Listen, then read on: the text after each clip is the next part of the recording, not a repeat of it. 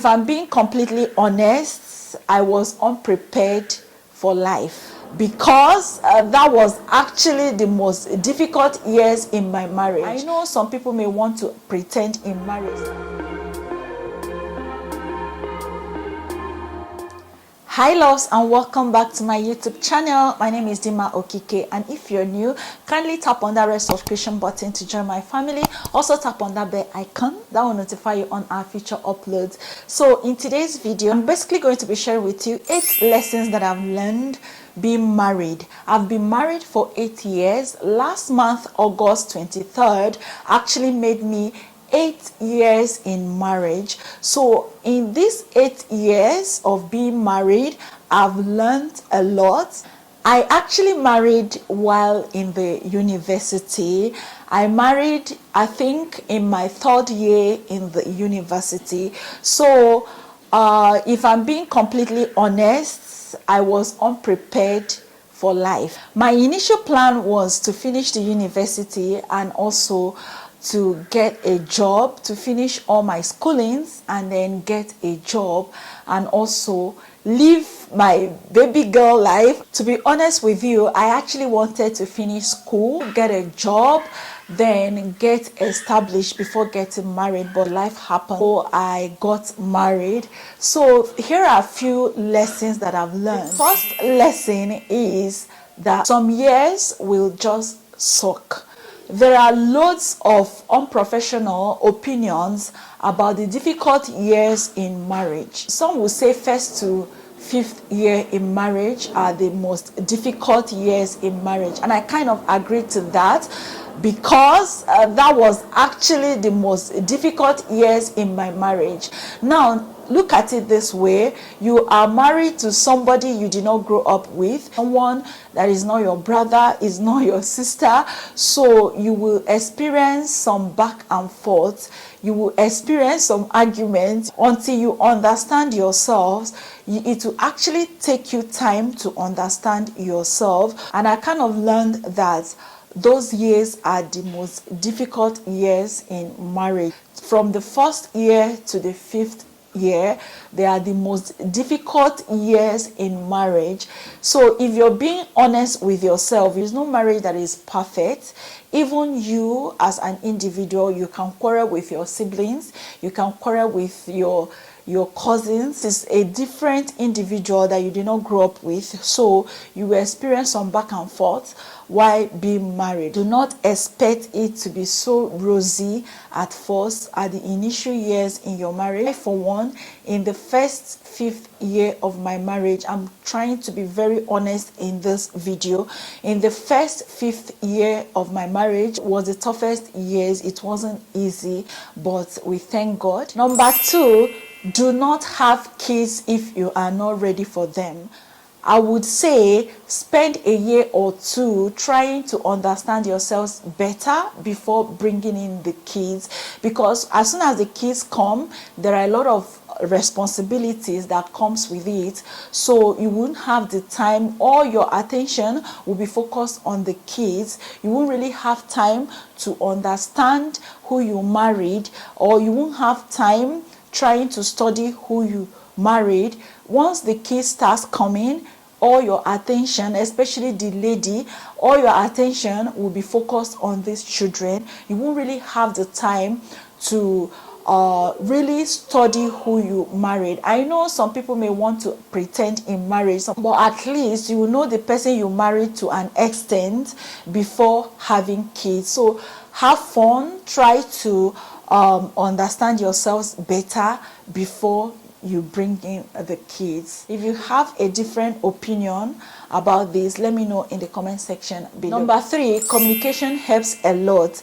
Now you have to communicate. I learned that communication is the key, even in relationships and also in marriage. You have to communicate. You have to know what the other party is thinking about. You have to understand your spouse, to tell your spouse why you did certain things. You have to explain to your spouse why you have to do certain things. So communication is very, very important. You have to talk to your spouse. You have to tell your spouse everything you're doing. And also, just in case case argument crops up, you have to explain the reason why you did certain things so that the other person can understand. Because if you're able to communicate effectively, I think your relationship will be very perfect. Let me say you want to go out, you have meetings and all of those. You have to communicate to your partner. You have to tell your partner where you're going to. You have to explain to your partner the reason why you are going for that meeting, just in case anything. So you have to communicate. The fourth, having your own money as a lady. As a lady in marriage, you should have your own money. You should be at least independent to an extent, yes, contributing and also bringing in something to the table. As a lady, you have to have something doing, get something doing. Even if your husband, like, let him be Dangote or Otedola, you have to have your own money as a lady. You must not wait for your husband to do everything in the house. You should try to help out with one or two things in the house. You shouldn't all depend on your husband. Maybe your child doesn't have something, or maybe you want to buy like matches in the house or one or two things, just simple something in the house. You will have to wait for your husband to come home before you get that. So that is why you should get something doing as a lady. Even if your husband say you shouldn't do anything, get something doing. I, for one, my husband never wanted me to be on social media. Yes, he never wanted me to be on social media, but I disobeyed him. I'm going to be sharing this on another video. Yes, I disobeyed my husband to be on social media, and today he's proud of me. Sometimes they are not thinking how you are thinking, okay? I'm somebody who does not like to be idle. I'm somebody who like to work. I'm somebody who like to work hard, and I don't like to be idle. It's not in me. I was not brought up like that. So, and I can't come and sit idle. So I had to do what I have to do. So I'm going to be sharing that in a separate video, okay? So you as a lady, you should be bringing something to the table. You should be helping out in the house. That way you guys will live in harmony, peace and harmony, okay? There are certain things that we lady would want to purchase or want to buy that the men will not understand. In that case, you'll be able to buy it for yourself, because there are certain things that they may not understand. You need that, you want to really buy that, but they don't understand that. So you have to get it for yourself. So that's the reason why you should work, or you should get something doing as a lady. You should have your own money as a lady. That's what I'm trying to explain. Have your own money as a lady. You get why? The fifth lesson that I learned being married is, in arguments as a lady, talk less than necessary, okay? Because we ladies believe in talking, okay? A lady's power is in her mouth, okay? So talk less than necessary, because there are some words that you can't take back, okay? Talk less than necessary. Do not talk anything that comes to your mind, especially when you're angry. Do not talk, do not say anything that comes to your head, because you just might say something that you can't take back. Watch your tongue. If you must say something, talk with sense, okay? So as a lady, there are certain things you will say in arguments that can be used against you in the court of law, especially when you guys are settled. You might just be reminded of all you said, so you just have to talk less than necessary. Some words can be taken back, so as a lady, minimize how you talk, especially when you're angry, because arguments must crop up, okay?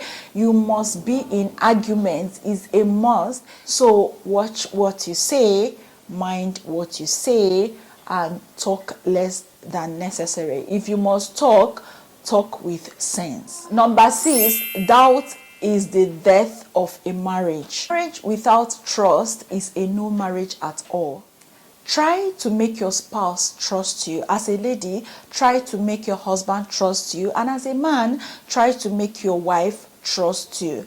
Trust is the bedrock of a marriage. If you ask me, you have to make your partner trust you. If you say you're going to the gym, let that be your bus stop. Do not corner. So that way you're building trust. If you say you're going to a certain place, let that be where you'll be found. I don't know if I'm making sense. So let trust be the bedrock of your marriage. Do not say A and go about doing B. There are so many levels of trust that develop over time between you and your partner, which include emotional trust, sexual trust, monogamous trust, financial trust, and just plain trust. If your spouse begins to doubt you in any of these levels of trust, trust me, that marriage is in trouble. So you should give a room for your wife to trust you. You should give a room for your husband to trust you. If you say that this shirt that I'm wearing is white, come rain, come shine, let that shirt be white. That will help your marriage thrive. That will help you trust your partner. Okay, try to make your partner trust you. Trust is very, very important in marriage. If your spouse does not trust you, sis, I'm sorry, that marriage is in trouble, is about to hit the rock. Any marriage without trust is in trouble. So trust is very, very important. Number 6, everything should be unanimously in agreement between you and your spouse.